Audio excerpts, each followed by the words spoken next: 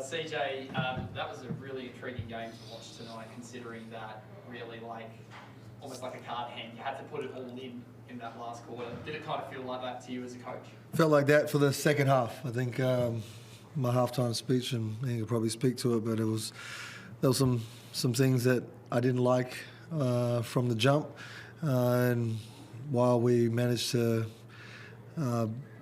find our way and find our feet and get back in the ball game, which we've done all year, and have this struggle to fight back. There was some signs there that I wasn't happy with, but we were able to get it together, and we hung tough. And to know that, it's 59-0 at halftime, which is still high, but again, playing against a team that, while they can put points on the board, they also can shut teams down, and we were doing a very good job at that point in time. Yeah, and also on top of that, obviously they threw different lineups at you, and you knew that was probably going to happen tonight. So was that something that you talked about prior to the game about? No, I didn't. Well, before the game, didn't know. X wasn't playing, so X not playing in the game clearly changes their dynamics too. It did, but when I say it did, it's you expect him to play, and when he's not playing, which their game plan is a little different, and how you guard them and defend them is a little different. So that sort of shifted, and while players come in and out, him playing 30 minutes or whatever makes it a little difficult. But saying that, like every player that's on the floor, you got to adjust, and you play with what's in front of you, and clearly with the group that they got and the depth that they got, so no one talks about that and where they're sitting at. So Chase has done an amazing job with that group to get them to play that way, along with their staff, and again, winning helps, a lot of things, and building confidence within each other. So hats off to them for where they're at and what they've been able to do. But I'm happy for our fans. 6 sellout games in a row at home, to be able to play that way and finish the regular season off here on a high was positive. And then you got the start tonight, obviously, along with Mitch McCarron. It was great to see that combination for the both of you. Did you feel like there was a bit of synergy there between you and Mitch out there on the floor at the start of the game? Because it certainly looked like you were catching fire with a few shots there early. Oh, for sure. With me and Mitch, obviously, our lineups changed in practice. They changed all the time, but he's one of the guys that I look to. Obviously, he's the captain, but I think his energy makes us go. But also having another ball handler out there that's ready to get guys involved. Obviously, he looks for me, and I was a little bit more comfortable coming off ball screens and just trying to make plays tonight. It looked like there was a moment there in that fourth quarter where maybe you had them in some ways, and that the margin was going to blow out a little bit, but then Sydney sort of reeled it back in. How did you keep the energy going so that you didn't drop your heads and keep rolling? I try to talk about next play mentality. Obviously, we know they're a team. They're number one team for a reason. So we know they weren't going to give up. They're going to keep coming and keep playing the caliber of basketball they've been playing all year. But for us, I think, like Coach said, it's just building confidence. And if we're talking about in games, it's play by play, and knowing that everything isn't going to be great, but trying to make sure we're playing for each other as much as possible, and letting mistakes go and trying to correct it the next time. And I think that we did that. We stayed together, stayed resilient, and obviously pulled out the win. Thank you, CJ. Thank you. Thank you. How did you find it, and obviously didn't throw you off your game too much to play against the old side? I'll be completely honest. I've been getting asked about that since I got here, and while I can be completely honest, I've been downplaying it. I was looking forward to this game. Obviously, it's fun playing the number one seed. You want to beat them, obviously, and it's our last home game. But at the same time, I just like competing, and I knew what they were going to bring, and they know what the type of player that I am and how I am in between those lines. So. Obviously, I'm glad we got the win at home, but it was a fun game, and I was excited to play. CJ, obviously fans will be thrilled with that, but at the same time, they're probably asking, how are we sort of in this spot rather than further up the ladder? Well, again, how we played. We've been Jekyll and Hyde all year. You've seen it all season long. So, how do you get there? How do you do it? Like managing body's temperament, expectations, playing ability, who's hot, who's not, who's willing to do the hard work. I mean, all those little things can come back, and it's the peaks and valleys of sport. And clearly putting it all together hasn't happened as many times as we'd like to have 16 to 17 wins, so we're not having that conversation. But right now, we're still in the hunt, we're still in the dogfight, and whatever happens is go win the next game. And so, as I said to them, enjoy this win, but I'm already moved on and preparing for Melbourne. In Melbourne, sellout crowd, championship, no championship, that's a championship environment, as you know. If you know what they bring, you know what they're about, from Vickerman to Goulding to that organisation, what they've done over the last 8 years in this competition or more. Yes, it's just another great game to go and compete against, and it's always one game and staying in the moment. Are you across the complexities of the equation that might see you pull it off? I know that Kansas is playing Perth right now. I don't know what the score is, and clearly I'm not here to go and look. I know someone will tell me at some point. If it's not my son, it would be my wife or someone, and I'm not the one to go and watch that game. I've got nothing to do with neither team right now. My job is Melbourne. But I'm sure that I'll get an update, and once I do, and then once it all lands where it lands, it'll be, this is what we're doing. This is...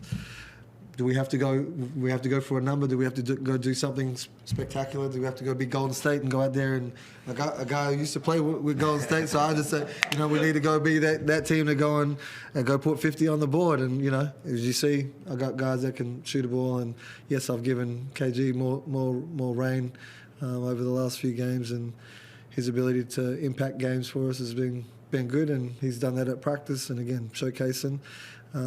As everyone has. DJ was efficient, and having guys be able to do that, stretch the floor and shoot a ball. He can turn a corner, he can get in, AC can turn a corner, they always can shoot threes. Everyone's playing confidence. Our three-point line is a little higher than what it's been, in the middle of the year, which you want to play good basketball at this time of the year to have a shot to go and be in the playoffs or to make the playoffs.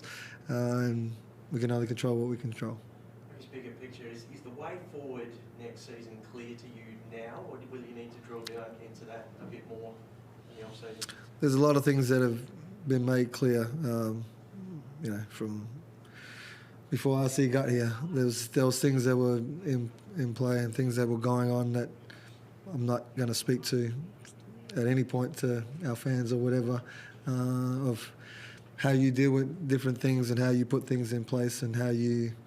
Again, I've played on many teams, and it's not about my titles or what I did. It's like there's things that have to happen, and certain things as an organisation, and what you can do and what we need to do just to have things in place. Do you think the club-wide review holds any fears? No. No.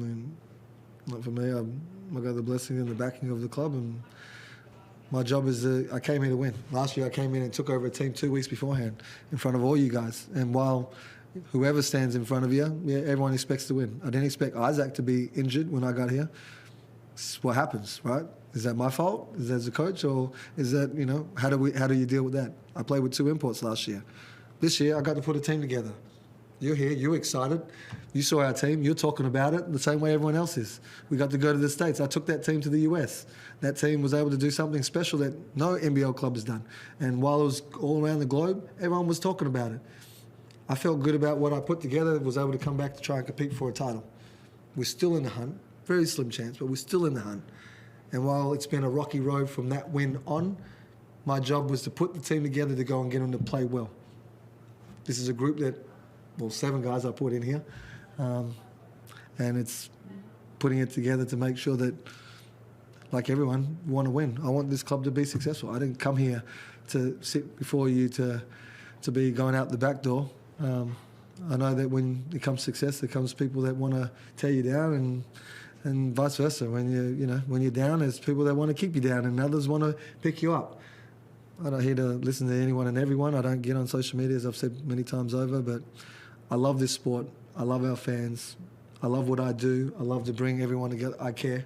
I care for every player. I care for this organisation. I care for basketball in general, the NBL and where it's gone, and every player that's playing in the game. I care for their families. That's not wrong of me, but I need to get this right. Yes, I do. And I look forward to, first, our game in Melbourne.